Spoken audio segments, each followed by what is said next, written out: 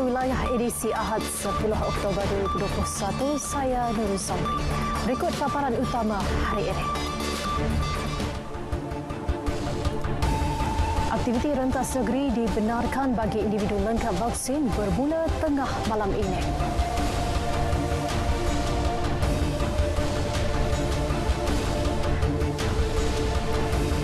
Hina Sultan Johor, tukang cat kereta ditahan polis.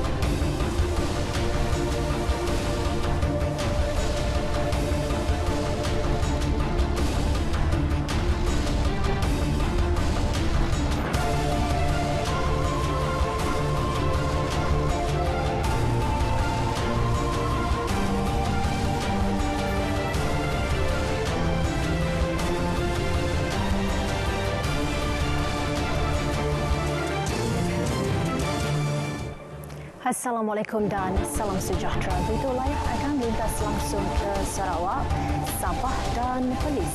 Antara fokus ibu bapa kini boleh menyemak status vaksinasi sekolah anak masing-masing dan Ops Benteng di Johor tetap diteruskan walaupun aktiviti rentas negeri dibenarkan. Terus setia bersama Berita Wilayah.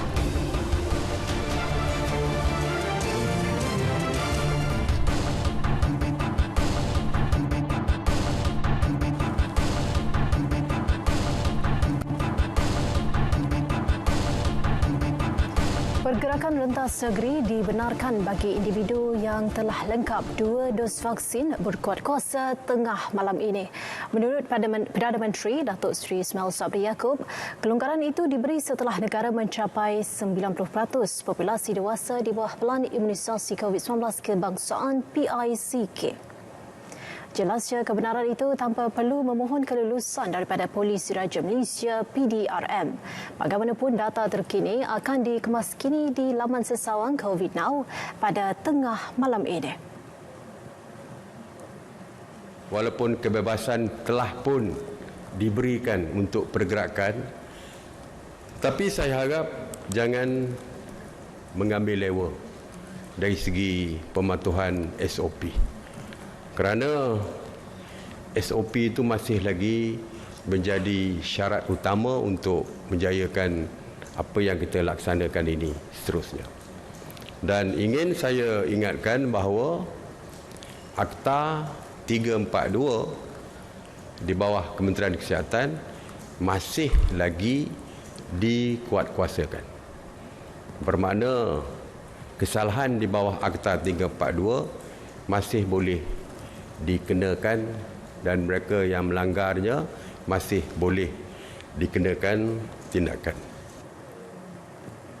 Beliau berkata demikian dalam sidang media khas di Putrajaya. Beliau turut menegaskan kebenaran pergerakan rentas negeri tidak terpakai ke atas kawasan atau lokaliti yang diisytiharkan Perintah Kawalan Pergerakan diperketatkan PKPD.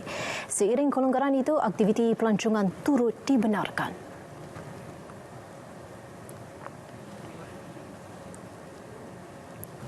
Pengumuman kebenaran merentas negeri mulai tengah malam ini disambut baik rakyat. Ia disifatkan sebagai hadiah buat keluarga Malaysia yang beri sokongan jitu dan memainkan peranan penting dalam menjayakan program imunisasi COVID-19 kebangsaan PICK. Wartawan Syazwani Samsuada laporannya.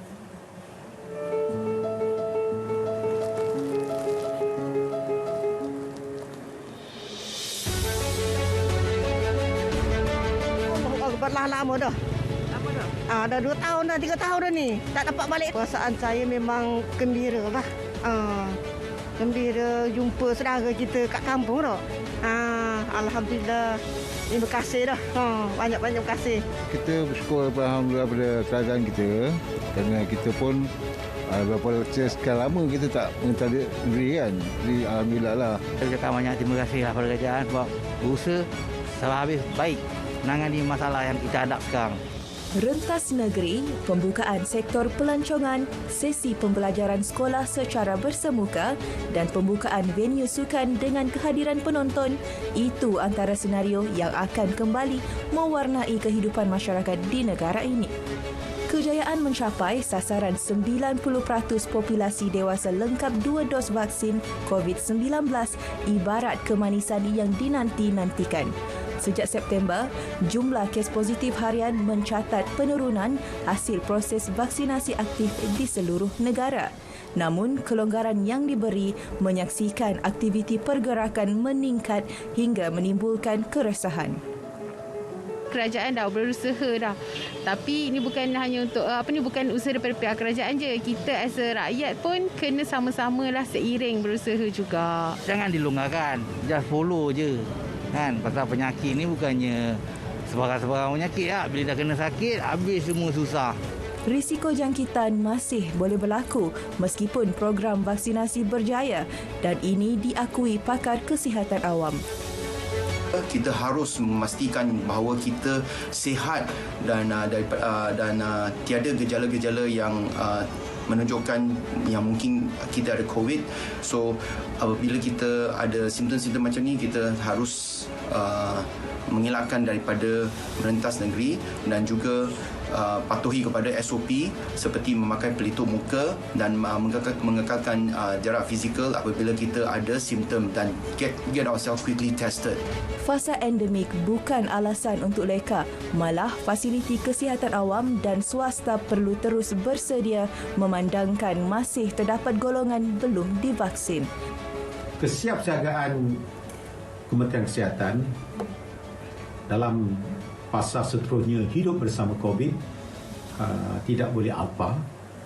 Selain daripada itu, oleh kerana golongan tertentu, khususnya kanak-kanak berusia 12 tahun ke bawah, masih belum diberikan vaksinasi. Oleh yang demikian, fasiliti-fasiliti yang berkaitan dengan kanak-kanak perlu dipertingkatkan untuk siap siaga sekiranya terdapat peningkatan kes.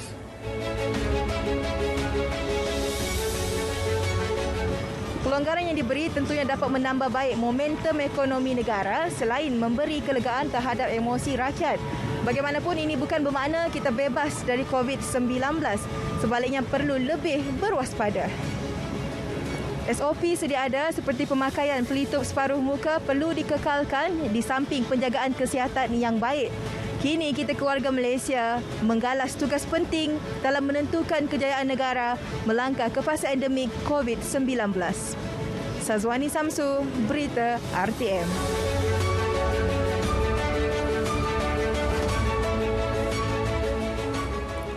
Kementerian Kesihatan akan menyiasat dakwaan wujud sindiket membekal sijil vaksinasi untuk kegunaan rentas negeri. Ia susulan tular sindiket penipuan suntikan vaksin yang menawarkan suntikan dengan picagari kosong kepada individu yang tidak mahu divaksin. Timbalan Menteri Kesihatan Dato' Dr. Nur Azmi Ghazali berkata, siasatan dilakukan bagi memastikan kesahihan dakwaan. Tindakan tegas menanti pihak terlibat jika ia terbukti berlaku. Pertamanya saya akan dapatkan bukti kesahihan berita yang diviralkan hari ini. Banyak berita hari ini diviralkan kan. Itulah yang ada yang benar, ada yang tak benar. Kita akan buat siasatan untuk tahu kebenaran ni dulu, kan? Dan kemudian kita akan ambil tindakan. Beliau berkata demikian pada program berbasikal di Masjid Matanggerda, Bagan Serai. Baik saudara, bermula hari ini, ibu bapa boleh menyemak status vaksinasi sekolah anak masing-masing. Simakan boleh dibuat dalam fungsi tambahan yang dikemas kini dalam laman web COVID Now. Perkara itu dimaklumkan Menteri Kesihatan Kari Jamaluddin dalam ucapan di Twitter. Menurut beliau, fungsi tambahan School Search itu dibangunkan dengan kerjasama Kementerian Pendidikan. Turut boleh disemak status vaksinasi kanak-kanak sekolah. Setakat ini, fungsi itu menawarkan paparan status vaksin sekolah seliaan kerajaan. Polis menahan seorang tukang cat kereta selepas memuat naik komen penghinaan terhadap Sultan Johor Sultan Ibrahim Sultan Iskandar petang kemarin. Dia ditangkap 9.25 malam di rumahnya di Ulu Tiram, Johor Bahru 7 jam selepas memuat naik komen itu di Twitter. Ketua Polis Johor, Dato' Ayub Han Maidin PJ berkata suspek berusia 42 tahun menggunakan akaun Twitternya memuat naik pelbagai kenyataan menghina Sultan Johor. Polis merampas pelbagai peralatan dan peranti yang digunakan ketika membuat hantaran berkenaan.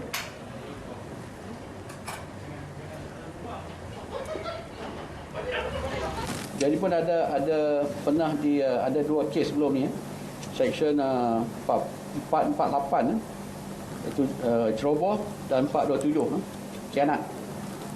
Dua-dua pada tahun lepas sebenarnya. Ada 2 kes. Satu yang ceroboh tu 448 tu dah dijatuhkan hukum, dan satu lagi kes khianat dia telah pernah ditangkap. Adalah itu dakwaannya lah, dia ada kaitan dengan ketidakpuasannya lah. Kes disiasat mengikut Seksyen 233 Akta Komunikasi dan Multimedia 1998. Sementara itu, polis sudah mengambil keterangan seorang wanita berpangkat Datuk Seri dan peguam berkaitan kes pemalsuan dokumen surat aku janji bagi menjalankan urusan pertukaran mata wang asing yang dipercayai palsu dan melibatkan Tunku Mahkota Johor Tunku Ismail Sultan Ibrahim Kelmarin. Nikmati penjimatan 50% dengan penyelesaian perniagaan Unify. Dengan Microsoft 365, kolaborasi dengan pelanggan, kongsi hasil kerja terbaik dan urus semua keperluan perniagaan anda. Layari unify.com.my/SME Grant hari ini.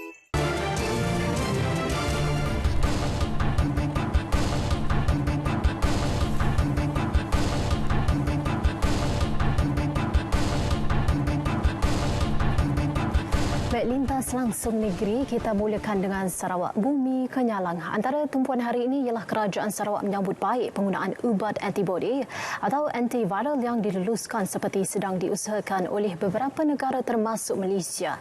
Perinciannya kita bersama Buma Win di studio RTM Kuching. Teruskan, Buma.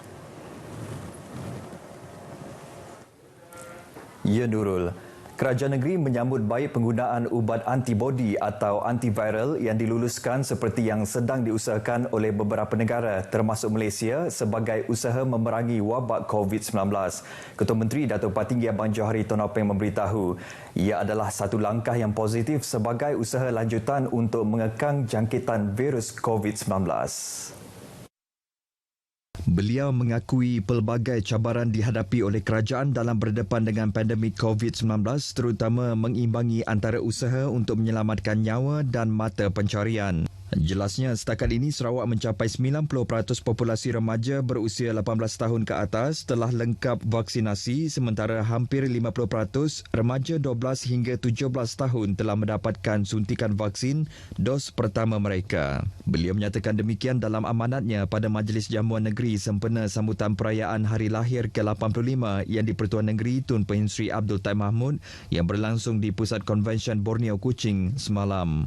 Datuk Patinggi Abang Johari juga menambah dalam mendepani pandemik ini, Sarawak membelanjakan sejumlah 5.30 bilion ringgit dan jumlah tersebut merupakan antara kadar bantuan terbesar oleh sesebuah kerajaan negeri di Malaysia. Ujar beliau lagi perbelanjaan itu tidak termasuk peruntukan khas yang berjumlah melebihi 91 juta ringgit kepada Jawatan Kuasa Pengurusan Bencana Negeri Sarawak bagi menampung perbelanjaan menangani pandemik COVID-19 di negeri ini. Perbelanjaan berkenaan termasuk kos logistik berkaitan vaksin, meningkatkan kapasiti peralatan kesihatan dan perubatan serta ward unit rawatan rapi termasuk pembayaran penggunaan hotel sebagai pusat kuarantin selain perbelanjaan untuk program bekalan bakul makanan.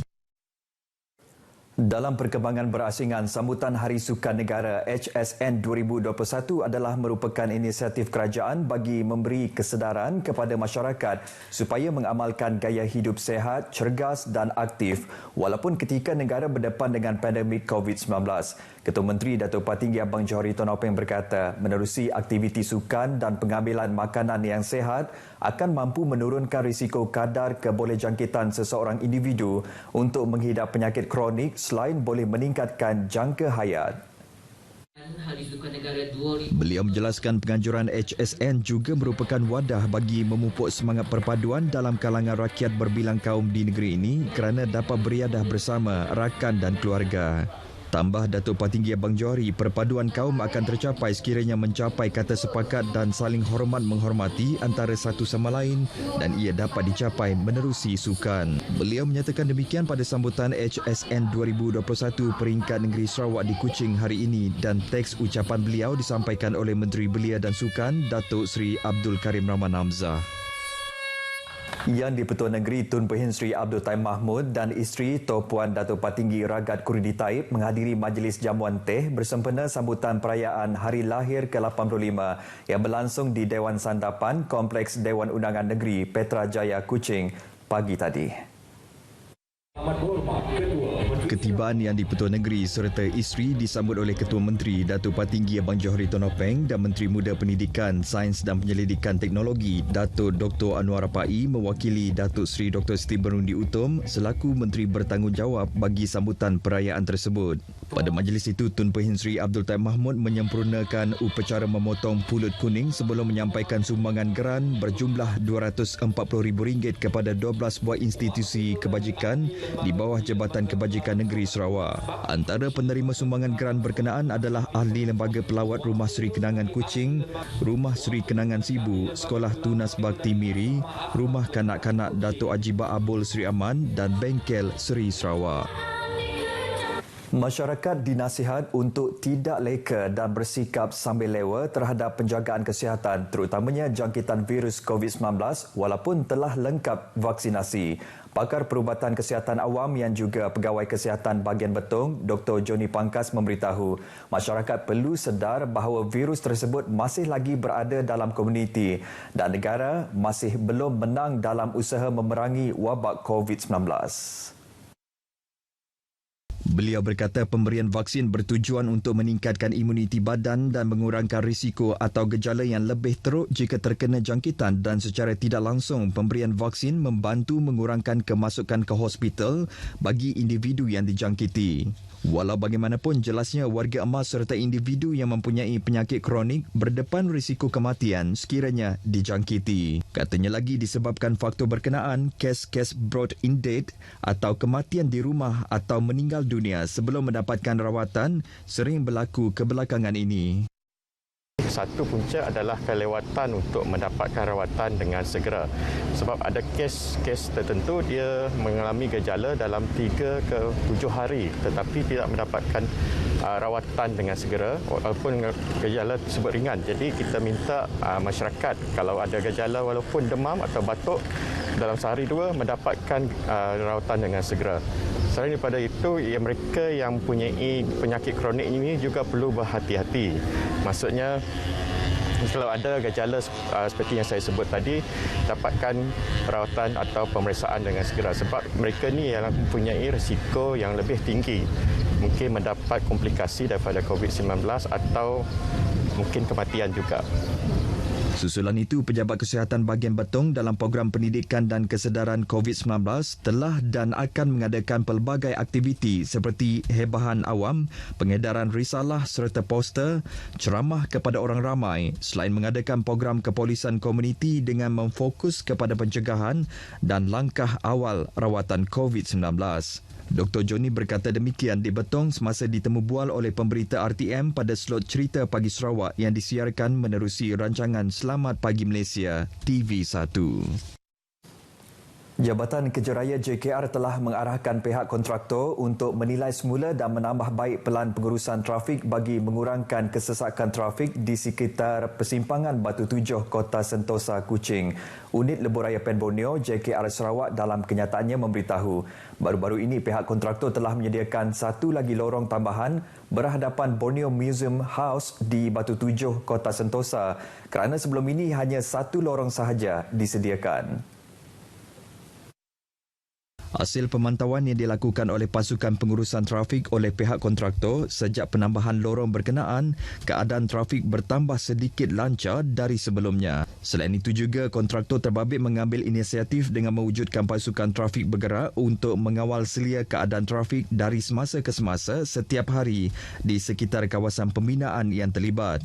Menurut kenyataan tersebut, JKR Sarawak turut mengingatkan agar kontraktor dapat menyegerakan kerja-kerja pembinaan namun pada masa sama perlu mematuhi prosedur operasi standard ditetapkan oleh pihak berkuasa. Sementara itu, persimpangan Batu Tujuh dijangka akan dibuka semula kepada orang awam pada 12 Oktober ini, manakala di Batu 10 pula dijangka dibuka semula pada penghujung bulan ini. Dalam perkembangan berkaitan, Unit Lebuhraya Pen Borneo JKR Sarawak memberitahu pihak kontraktor juga memaklumkan memaklumkan bahawa persimpangan Batu 6 di Kuching akan ditutup bermula 15 Oktober ini bagi memberi laluan kepada kerja-kerja pembinaan jejambat dan kawasan sekitarnya. Justru bagi mengurangkan masalah trafik, kontraktor akan menyediakan 2 lorong sementara bagi laluan Kuching ke Serian dan Serian ke Kuching. JKR Sarawak menjangkakan jajaran Jalan Kuching Serian di bawah kontrak pakej kerja 2 akan siap pada bulan Mac tahun depan berbanding jadual asal pada April tahun sama. Baik saudara, sekian perkembangan berita dari Sarawak. Kita kembali bersama Nurul di Angkasa Puri. Silakan Nurul.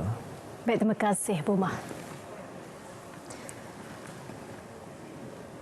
Sebelum ke berita selanjutnya, kita ke Jabatan Meteorologi Malaysia untuk laporan cuaca seluruh negara bersama pegawainya Sharifah Faridah. Silakan Sharifah. Assalamualaikum, salam hormat bersama Met Malaysia untuk laporan cuaca petang ini.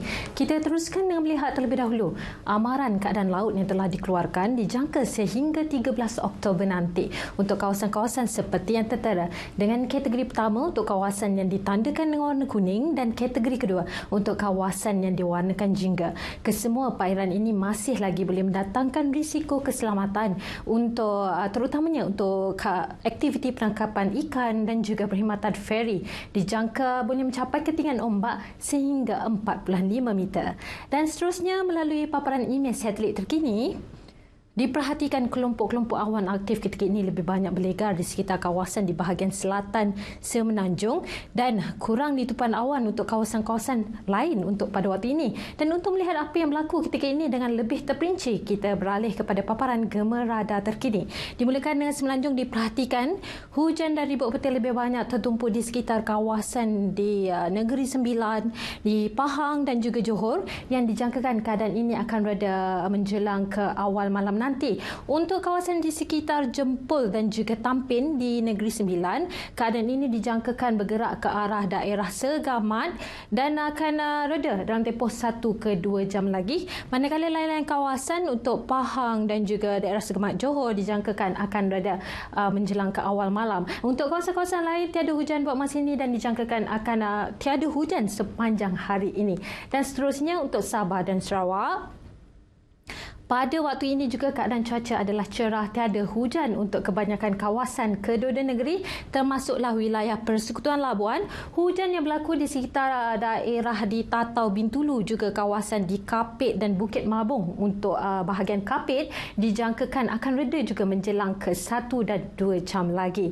Dan sekian saja buat masa ini untuk laporan cuaca. Kita teruskan dengan model pula. Kita lihat untuk model taburan hujan seperti yang dikatakan sebentar tadi, menjelang ke awal malam nanti keadaan cuaca akan reda sepenuhnya.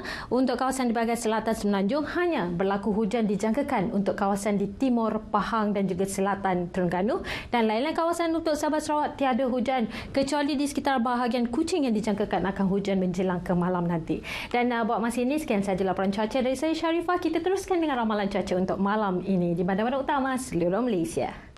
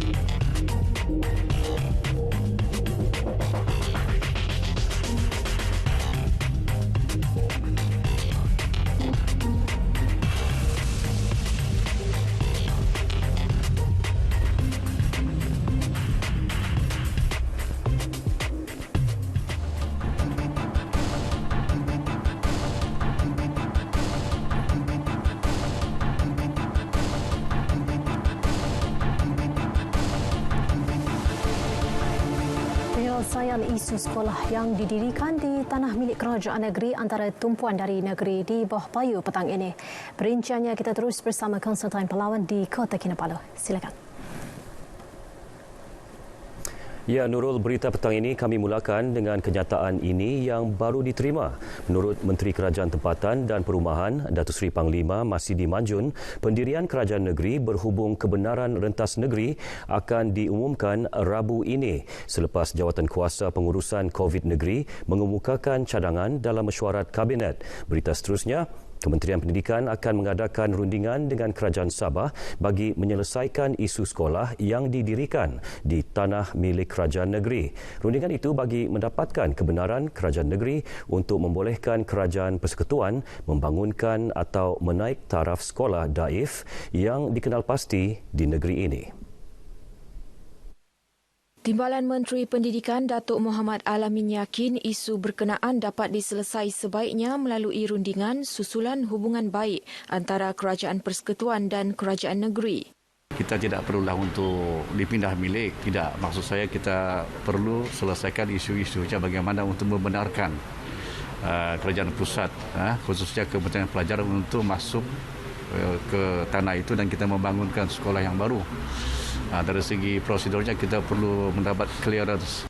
Beliau ditemui RTM selepas melakukan lawatan ke Sekolah Kebangsaan SK Sungai Tiram, SK Lubo dan SK Sungai Anip II di Sandakan. SK Sungai Tiram dan SK Lubo antara yang dikenal pasti status tanahnya masih milik kerajaan negeri. Saya akan sendiri membantu berkaitan dengan ini masalah status tanah, ya. Kedua-dua tanah ke sekolah ini belum lagi digazetkan sebagai kawasan pendidikan. Jadi tindakan perlu diambil untuk memastikan tapak sekolah berkenaan digazetkan sebagai kawasan pendidikan. Dalam perkembangan lain, Datuk Alamin memberitahu pembinaan SK Sungai Anip II sudah disenaraikan dalam rancangan Malaysia ke-12. Kerja-kerja pembinaannya akan dilaksana tahun hadapan di kawasan seluas 2.02 hektar di Batu Tiga Sandakan melibatkan kos RM31 juta. Semua pihak di negeri ini perlu memainkan peranan dan tanggungjawab dalam menjayakan sasaran kerajaan mencapai 80% imuniti kelompok. Ia bagi membolehkan Sabah yang kini berada dalam fasa 2 Pelan Pemulihan Negara PPN beralih ke fasa seterusnya. Pembantu Menteri Kewangan Datuk Nizam Abu Bakar Titingan menggesa individu yang belum mendapatkan suntikan vaksin COVID-19 berbuat demikian di klinik kesihatan berhampiran. Program-program outreach untuk masuk ke kampung-kampung ini adalah amat penting untuk pastikan tidak ada yang tercicir. Begitu juga setiap individu, setiap warga, masyarakat kampung juga jangan ada yang belum divaksin. Kerana ini akan memberi kesan kepada aktiviti-aktiviti harian kita di masa akan datang. Beliau yang juga adun apas berkata demikian selepas merasmikan Hari Sukan Negara peringkat Kampung Kurnia Jaya di Batu 4, Jalan Apas Tawau. Mengenai program ini, Datuk Nizam berkata sambutan Hari Sukan Negara menunjukkan kesungguhan kerajaan agar seluruh rakyat membudayakan amalan hidup sihat melalui sukan. Beliau juga berharap kerajaan menyediakan prasarana sukan di kawasan luar bandar sebagai ruang riadah golongan belia. Orang ramai diingatkan tidak leka dengan pematuhan prosedur operasi standard SOP ditetapkan meskipun kes positif COVID-19 mula menunjukkan tren penurunan. Pematuhan SOP yang tinggi membolehkan masyarakat menjalani kehidupan seharian yang lebih baik kerana negara dijangka beralih ke fasa endemik akhir Oktober ini. Menurut Ahli Parlimen Libaran, Datuk Zakaria Muhammad Idris, ia sekaligus dapat merancakkan semula sektor ekonomi yang terjejas akibat pandemik. Beliau ditemui RTM dalam program simbolik penyerahan 500 bantuan bakul makanan sumbangan Perbadanan Nasional Berhad (Pernas) kepada 10 wakil pusat daerah mengundi di Bandar Sibugajaya, Batu Lapan Sandakan. Menurut Datuk Zakaria, 28,500 bantuan bakul makanan telah diagihkan Pusat Khidmat Parlimen Libaran kepada golongan memerlukan khususnya yang terkesan akibat penularan COVID-19 di kawasan berkenaan. Bakul makanan tersebut merangkumi bantuan kerajaan dan sumbangan syarikat berkaitan kerajaan GLC. Pengagihan dilaksana melibatkan beberapa fasa sejak penguatkuasaan Perintah Kawalan Pergerakan PKP Mac tahun lepas sehingga fasa Pelan Perubatan Pemulihan Negara PPN. Selain daripada pengagihan ini melalui ketua-ketua akar umbi, saya sendiri masuk kampung. Di mana yang tercicir, di mana saja yang saya dapat maklumat bahawa mereka memerlukan, ada masa saya di sini saya masuk sendiri. Keseluruhannya sebanyak 3,500 bakul makanan disumbangkan Pernas dan akan diagihkan secara berperingkat. Rakyat negeri ini juga khususnya di kawasan pedalaman perlu bersedia beralih ke fasa endemik COVID-19 dan hidup bersama-sama dengan virus tersebut. Ini termasuk patuh SOP ditetapkan dan membudayakan amalan norma baharu dalam kehidupan seharian. Menurut Adun Liawan Dato' Anwar Ayub Ahman, selain itu masyarakat juga perlu mendapatkan suntikan vaksin COVID-19. Ia antara kunci utama membendung penularan virus berkenaan. Walaupun kita akan beralih kepada endemik, kita mesti lagi kena mengikuti SOP. Dan satu lagi saya rasa yang penting, mana-mana yang belum divaksinasi itu datanglah untuk divaksinasi. Siapa yang tidak mau divaksinasi ini akan merumitkan keadaan. Beliau berkata demikian kepada pemberita RTM selepas merasmikan sambutan Hari Sukan Negara peringkat daerah Keningau di Dewan Arena Belia dan Sukan Keningau. Mengenai sambutan ini, Dato' Anwar dalam ucapannya mahu generasi muda bukan sahaja proaktif dalam aktiviti sukan, malah perlu berusaha meningkatkan taraf sosioekonomi masing-masing yang terjejas akibat pandemik COVID-19. Pengurusan masalah mental yang baik tatkala berdepan pandemik COVID-19 penting bagi memastikan masyarakat dapat menjalani kehidupan yang sejahtera. Jika tidak diatasi segera, ianya boleh membawa kesan negatif kepada individu maupun institusi kekeluargaan. Sempena sambutan Hari Kesihatan Mental Sedunia bertemakan menuju kesaksamaan kesihatan mental, wartawan Sarifah Monadzra Sarip merungkai cara menangani masalah kesihatan mental tatkala berdepan pandemik. COVID ni memang boleh katakan teruk jugalah sangat. Dulu saya pernah kena, kawan-kawan jiran-jiran pun macam takut mendekati dengan saya. Memang tekanan tu memang tekanan. Mau pergi luar pun susah, malu juga sama kawan-kawan. Akibat juga daripada pandemik 19 ini, oleh kerana banyaknya peniaga-peniaga yang telah gulung tikar, dia memberikan kesan dan impak yang sangat besar khususnya kepada mental peniaga-peniaga dan kegagalan mereka untuk melunaskan pinjaman-pinjaman bank, untuk membayar gaji-gaji pekerja dan demikian juga untuk membayar siwa-siwa, banyak memberikan kesan yang negatif kepada usahawan kita. Sabah antara negeri tertinggi di Malaysia yang mengalami masalah kesihatan mental iaitu sebanyak 42.9% setakat ini. Untuk pengetahuan semua, sebanyak 42.9% masyarakat penduduk di Sabah ini ada masalah gangguan mental yang secara umum lah kita tak klasifikasikan lagi lah masalah gangguan mental yang bagaimana kan. Masalah kesihatan mental dapat dilihat dari segi perubahan fizikal, sikap, emosi serta kognitif. Antaranya mudah marah dan yang lebih parah cubaan membunuh diri. Kita hendaklah tahu macam mana cara menguruskan stres itu yang betul. Teknik deep breathing exercise. Pada masa yang sama jangan lupa untuk kita uruskan stres kita dengan bagus juga. Jangan lupa exercise sebab selain daripada cukup tidur, menjaga pemakanan, exercise juga adalah penting untuk bantu kita ada emosi yang stabil. Selain itu, pendekatan kerohanian memainkan peranan penting dalam pengurusan masalah kesihatan mental. Bagaimana rawatan yang boleh kita atasi kepada yang bermasalah stres ataupun tekanan mental kan? Jadi pertama nasihat daripada saya, kita sebagai orang Islam yang mana Allah SWT sebut dalam Quran, innas salata tanha 'anil fahsya'i wal munkar. Sesungguhnya solat itu dapat mencegah daripada perbuatan fahsyat dan munkar. Jadi di antara perbuatan fahsyat dan munkar ini putus asa, bunuh diri, perkara-perkara yang buruklah. Secara rohani, ambil masa untuk berdoa. Ambil masa bermeditasi akan firman Tuhan. Ambil masa untuk meluangkan masa bersama dengan aktiviti-aktiviti keagamaan. dan pelayanan-pelayanan yang ada di dalam aktiviti keagamaan. Justru sokongan semua pihak perlu bagi mengurangkan masalah kesihatan mental. Mengikut WHO, kesihatan yang baik turut merangkumi kesihatan mental dan bukan hanya fizikal semata-mata. Justru perkara ini amat penting untuk kita ambil berat, tak kiralah sama ada sektor kesihatan, individu, institusi pendidikan, malah seluruh lapisan masyarakat. Serifah Munazrah Sarip, Berita RTM. Sekian berita dari negeri di bawah Bayu bersama saya Konstantin Pahlawan. Berita seterusnya kita kembali ke Angkasa Puri bersama Nurul. Silakan. Terima kasih Konstantin. Baik, sempena meraihkan Hari Sukan Negara 2021, Labuan FM turut menganjurkan program Sinergi Labuan FM Let's Zumba.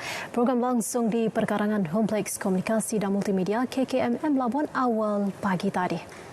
Penerbitnya Henry Doni berkata program itu melibatkan warga kerja Jabatan Penyiaran Labuan dengan kerjasama Jabatan Penerangan Labuan dan Pertubuhan Berita Nasional Malaysia bernama.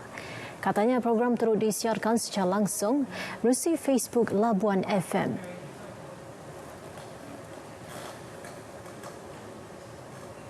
Kaedah pelaksanaan program ini adalah secara hybrid yang mana ia telah di-stream langsung menerusi page Facebook Labuan FM Suara Pesisir Anda untuk mengajak warga wilayah Persekutuan Labuan untuk bersama-sama menjayakan Hari Sukan Negara 2021 ini secara virtual. Mereka boleh melakukan ataupun menyertai Let's Zumba ini di mana jua, tidak kiralah di rumah ataupun di luar rumah ataupun di mana saja untuk mereka berzumba bersama-sama dengan kami.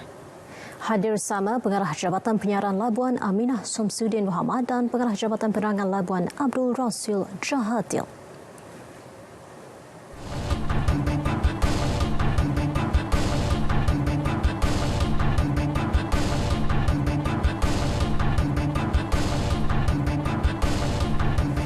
Penggiat industri kreatif perlu memanfaatkan pakej rangsangan industri kreatif Malaysia Prisma yang disediakan kerajaan yang melibatkan 3 strategi utama iaitu memudah cara pembuatan penghasilan kandungan kreatif, mengupayakan kapasiti dan kemahiran serta akses pasaran produk kreatif tempatan. Bersama Ahmad Iqbal, Arif Yaakob langsung dari RTM Kangar untuk butirannya. Silakan.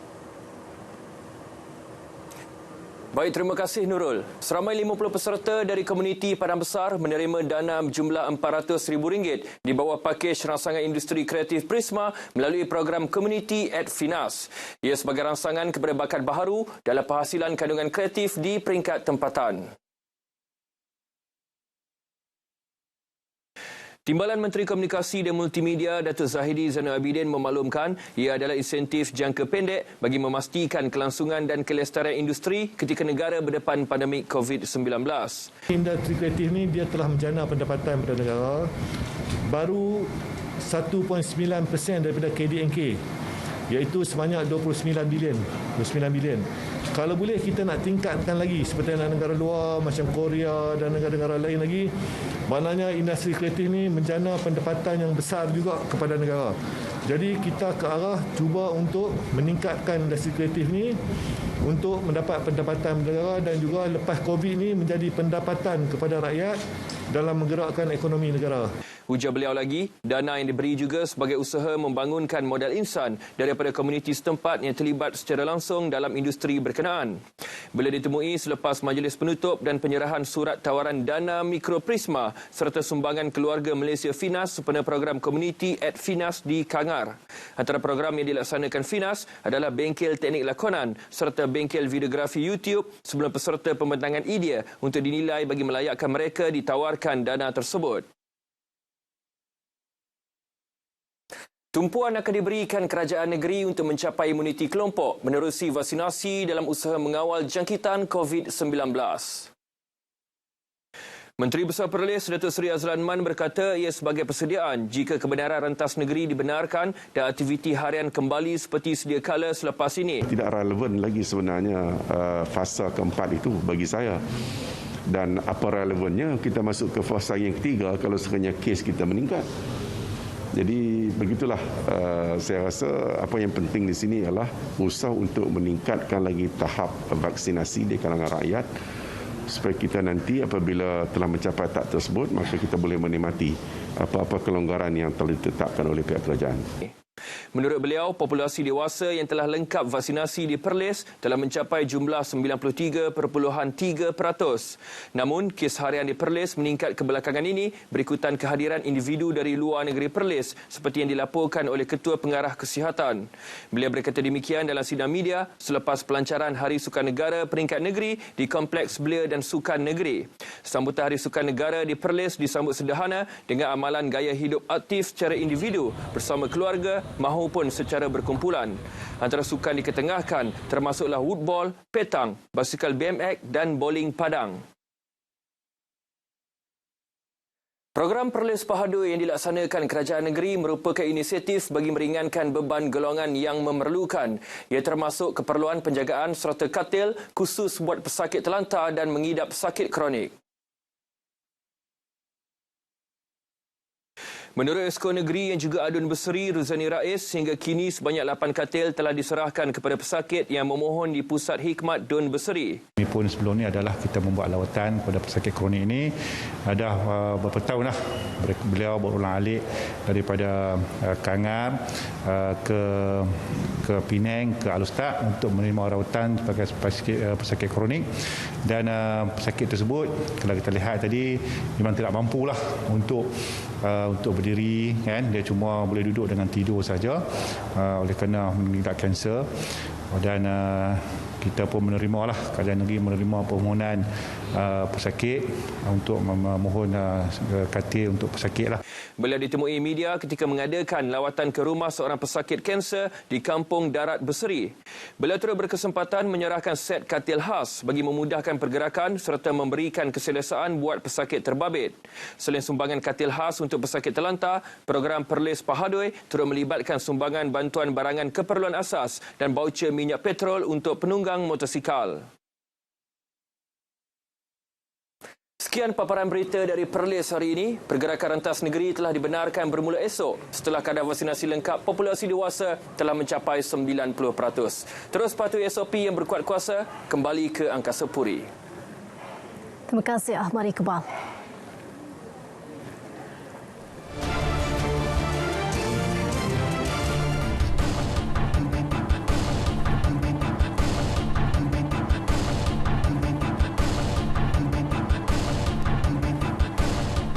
Ops benteng di Johor akan diteruskan walaupun aktiviti rentas negeri telah dibenarkan. Ketua Polis Johor, Dato' Ayub Han Maidin Pichi berkata, pasukan pemantauan dan pemantauan SOP juga ditingkatkan.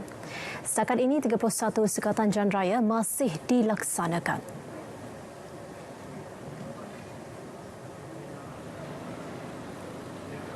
Yang op benteng ini kita akan kekalkan. Ini tiada kaitan dengan COVID, tuan-tuan. Ini kaitan dengan isu penghidupan parti dan juga kontraben. Yang mana pada awal kita dah tetapkan bahawa sekatan jalan raya ini perlu untuk kita mengesan atau menangani isu-isu penghidupan kontraben dan parti, tuan. Polis akan bertindak tegas jika pemantauan SOP diabaikan. Baik, sementara itu, Mahkamah Magistrat Johor Bahru melepaskan dan membebaskan seorang wanita daripada tuduhan memandu secara melulu hingga menyebabkan kematian 8 remaja berbasikal lajak pada Februari 2017. Keputusan itu dibuat Magistrat Siti Hajar Ali selepas pihak pendakwaan gagal menimbulkan keraguan munasabah. Dalam penghakimannya, Siti Hajar berkata, keterangan diberikan tertuduh ketika membela diri adalah munasabah dan bukan penafian atau rekaan semata-mata. Tertuduh Sam Keating, 26 tahun, dalam keterangannya juga tidak menyedari mengenai aktiviti berbasikal lajak di lokasi kejadian, serta mengambil kira keterangan bahawa tertuduh memandu di bawah had laju dan berada di lorong kiri adalah munasabah hasil siasatan dan kajian dilakukan Institut Pendidikan Keselamatan Jalan Raya Miros. Oleh itu, tertuduh dilepaskan dan dibebaskan manakala lesen memandu yang digantung dipulangkan serta merta. Timbalan Pendakwa Raya Muhammad Syafiq Muhammad Ghazali yang mewakili pendakwaan bersama Pengarah Pendakwaan Negeri Johor Tengku Amir Zaki Tengku Abdul Rahman mengesahkan akan memfailkan notis rayuan dalam masa terdekat.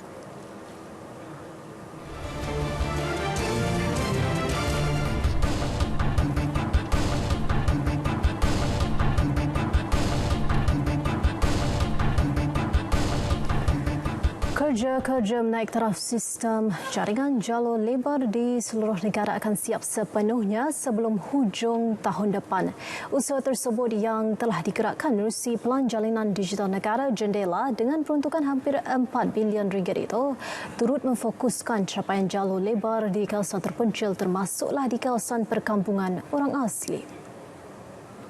Menteri Komunikasi dan Multimedia Tan Sri Anwar Musa menjelaskan kerja menaik taraf itu turut merangkumi pembinaan baharu menara telekomunikasi serta jalur lebar gantian optik yang memberi perkhidmatan liputan 4G. Dalam program Jendela 1 yang mana seminggu lagi kita akan mengeluarkan surat-surat arahan kerja dan kerja-kerja akan terus dimulakan dan mesti disiapkan sebelum akhir tahun depan. Ini jumlah roll out satu jumlah yang besar untuk seluruh negara. Ini hampir 4 bilion semua sekali, termasuk Sabah dan Sarawak. Jadi kita harap tahun depan keberadaan jalur lebar dalam negara kita memasuki satu fasa yang baru di mana hampir 97% akan mendapat khidmat 4G keseluruhan. Selain itu, beliau turut mengumumkan peruntukan tambahan sebanyak 120 juta ringgit bagi penyediakan perkhidmatan jalur lebar gantian optik serta teknologi jalur lebar satelit di Cameron Highlands.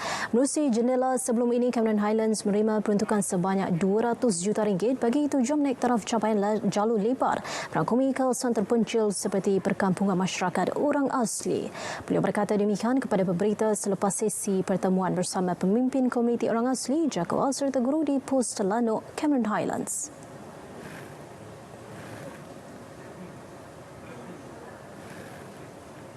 Lebuh Raya Pantai Timur 2 Sendirian Berhad LPT 2 menjangkakan peningkatan di antara 38,000 hingga 45,000 kenderaan setiap hari selepas aktiviti rentas negeri dibenarkan. Pengendali Lebuh Raya 2 hala menghubungkan Jabur dan Kuala Terengganu di Pantai Timur itu menjangkakan ramai penduduk sekitar akan merebut peluang melancong dan berhubung semula dengan keluarga di negeri-negeri lain.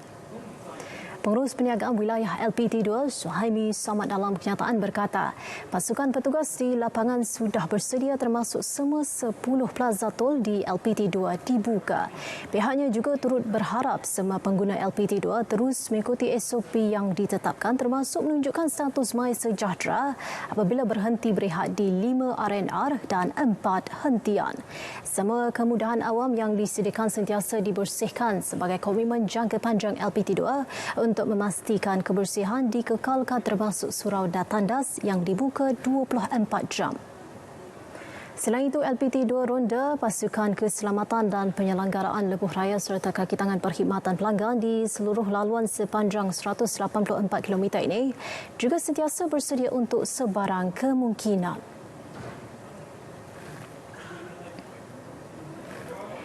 Baik saudara, selaras sambutan Hari Sukan Negara yang berlangsung serentak di seluruh negara semalam, Kelantan FM hari ini menganjurkan Hari Sukan Peringkat Jabatan.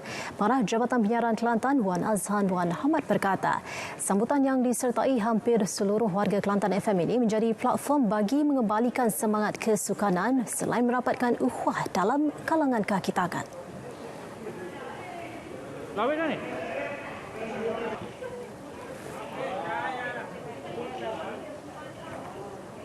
Ini merupakan salah satu daripada pendekatan yang harus diadakan dari masa ke semasa walaupun dalam keadaan pandemik semasa.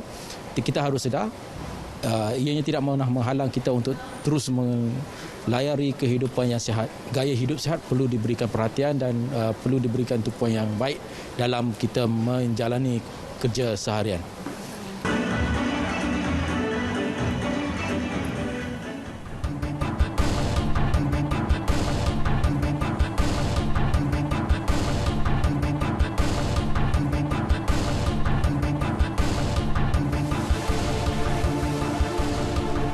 RTM melalui rakan pembimbing perkhidmatan awam akrab melancarkan kempen Ribin Hijau bagi mempromosi psikologi sihat ke arah endemik. Program dianjur sempena Hari Psikologi Perkhidmatan Awam yang disambut buat julung kali hari ini. Antara pengisian program sesi klinik hati, bengkel dan seminar psikologi dan penerbitan kapsul pesanan khidmat masyarakat. Turut digerakkan kempen tabung khas RM1 untukmu bagi mengutip derma kepada ahli keluarga kaki tangan yang telah kehilangan nyawa akibat COVID-19. Kerana kita sedia maklum di RTM ni hampir 10%, 400 lebih kaki tangan kita, staf-staf RTM yang positif COVID sepanjang tempoh hampir 2 tahun tersebut. Dan itu tidak termasuk mereka-mereka atau rakan-rakan yang kita kategorikan sebagai kontak rapat. Jadi sama ada dia yang positif maupun yang kontak rapat, masing-masing ada rasa perasaan takut, trauma dan sebagainya. Dan kadang-kadang kekhawatiran itu berlanjutan sehingga bila nak datang ke pejabat juga atau untuk datang bekerja, jadi satu kerisauan kepada mereka. Jadi apa yang kita cuba bantu kerana inisiatif Akrab ialah untuk kita mendekati mereka, kita membantu, menyokong mereka. Program dianjur selaras konsep keluarga Malaysia bagi mencapai keberhasilan kebahagiaan. Ia berlangsung sepanjang Oktober. Datuk Ruzin ditemui selepas merasmikan kempen itu dalam program Selamat Pagi Malaysia pagi tadi. Buah tin merupakan makanan sunnah amalan masyarakat Islam di seluruh dunia. Syarat dengan khasiat buah tin adalah salah satu daripada 7 buah-buahan yang disebut di dalam Al-Quran. Namun, tahukah anda yang buah tin sebenarnya boleh ditanam di Malaysia dan mampu hidup dengan subur? Ikuti laporan wartawan JAKIM Amin Fauzi.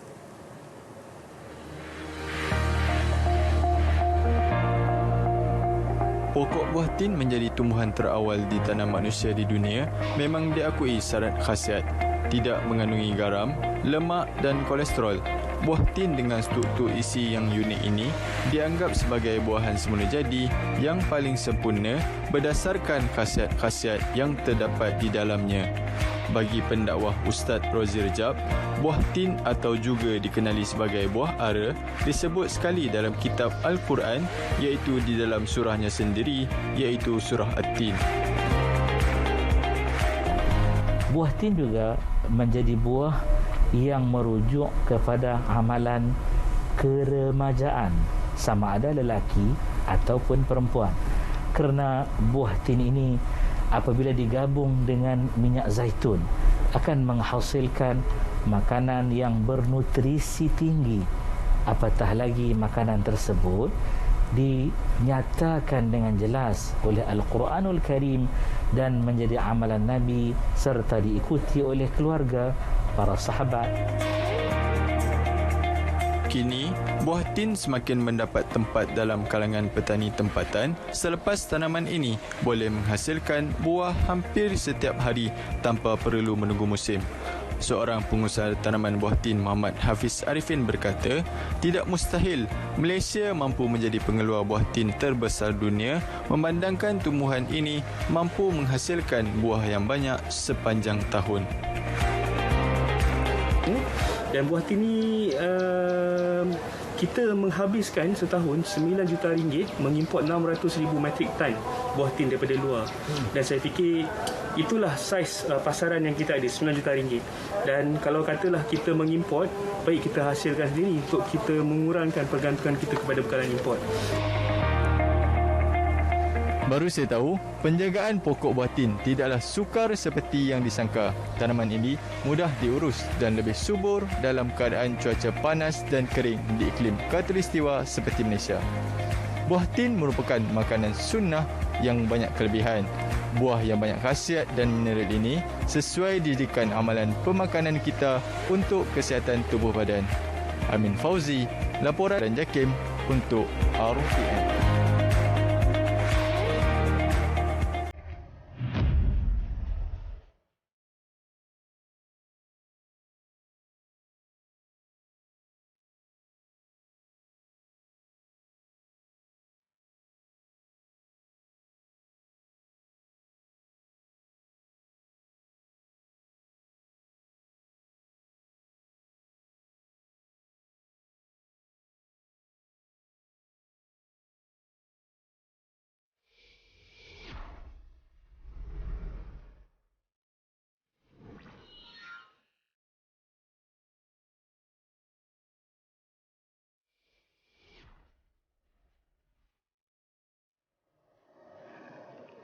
Baik, sedikit perkembangan sukan. Atlet gimnastik kebangsaan Farah N. Abdul Hadi mengakui dia perlu berehat daripada menyertai mana-mana kejohanan kompetitif buat masa ini bagi memfokuskan proses pemulihan dirinya. Pemenang pingat emas Sukan SEA 2019 itu juga menyatakan keadaan pandemik yang berlarutan juga menjadi sebab untuk dia tidak menyertai mana-mana kejohanan sehingga akhir tahun ini. Menurut Farah N, dia merancang untuk tidak terlalu memaksa dirinya beraksi pada mana-mana pertandingan bagi memastikan dapat kembali pada tahun 2022 dengan lebih baik.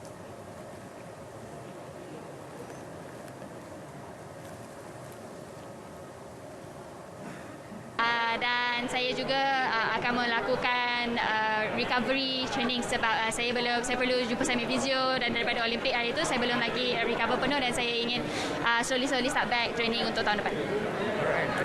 Untuk tahun ini dah tak ada dah, dan belum lagi plan untuk tahun depan. Sekarang tengah planning untuk tahun depan punya games sebab walaupun sekarang pandemik dah kurang tetapi kita still ada SOP yang kuat dan kita juga kena jaga kesihatan, so belum lagi sekarang dalam rangka untuk planning untuk tahun depan.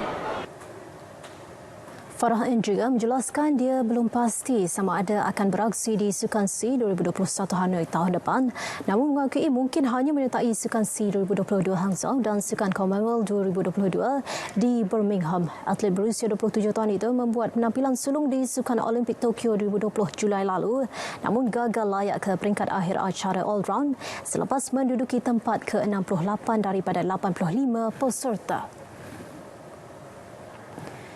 Malaysia menamatkan siri aksi persahabatan antarabangsa Tier 1 di Jordan dengan satu lagi kekalahan besar selepas dibelasah Uzbekistan 5-1 malam tadi. Ia aksi persahabatan kedua skuad Harimau Malaya selepas tumpas 0-4 kepada Jordan 3 hari lalu. Skuad Harimau Malaya ternyata gagal mengimbangi tempo permainan pantas Uzbekistan yang menyaksikan gawang negara bolos 5 kali dalam perlawanan itu. Uzbekistan yang berada di ranking ke-84 dunia meledak 3 gol di babak pertama menerusi 2 jarangan Dosanton Kasramov dan 1 jarangan Kusayan Noshev. Malaysia cuba bangkit memberi tentangan dan berjaya merapatkan kedudukan hasil rembatan susulan Badrul Bakhtiar di masa kecederaan babak pertama. Di babak kedua, Uzbekistan terus merobek gawang Harimau Malaya dengan 2 lagi gol menerusi pemain simpanan Ibrahim Khalil Yudoshev dan Azizbek Amanov. Rabu lepas, Malaysia yang menduduki ranking ke-154 dunia tewas 0-4 kepada Jordan yang menghuni tangga ke-93 dunia pada aksi pertama di Amman. Skuad kendalan Tan Cheng Ho itu dalam persiapan menghadapi kejohanan Piala AFF 2020 yang dijadual langsung di Singapura pada Disember ini sebelum menyambung misi di pusingan ketiga kelayakan Piala Asia 2023 tahun depan.